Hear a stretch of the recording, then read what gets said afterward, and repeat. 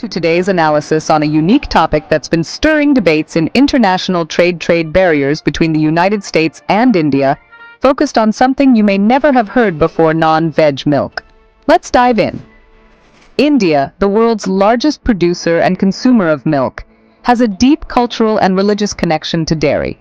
For millions of Indians, especially Hindus and vegetarians, milk is more than nutrition. It's sacred. Traditionally, Indian milk comes from cows and buffaloes that are pasture-fed and raised without animal-based feed supplements. But here's where the controversy begins.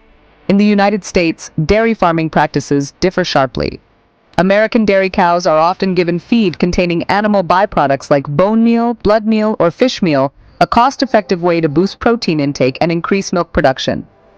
This practice, while approved under U.S. food safety regulations, clashes directly with Indian vegetarian norms. In India, this type of milk is sometimes called non-veg milk. The idea of importing dairy products produced from cows fed on animal protein has sparked social, religious, and ethical concerns.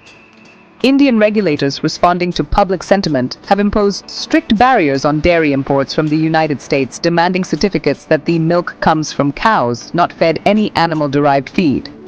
But from the U.S. perspective, this requirement seems like a classic non-tariff barrier, a way to protect local Indian dairy farmers by creating impossible conditions for American exporters.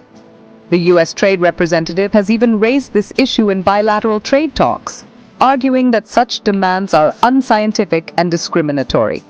So, who's right here? On one side, India argues it's about respecting cultural and religious sentiments. After all, food isn't just commerce, it's culture. On the other side, the U.S. believes in science-based trade and sees this as an unjustified obstacle in a supposedly open market. This standoff has been a recurring issue in trade negotiations, including in forums like the World Trade Organization. The U.S. wants access to India's massive dairy market, while India stands firm on its ethical food standards.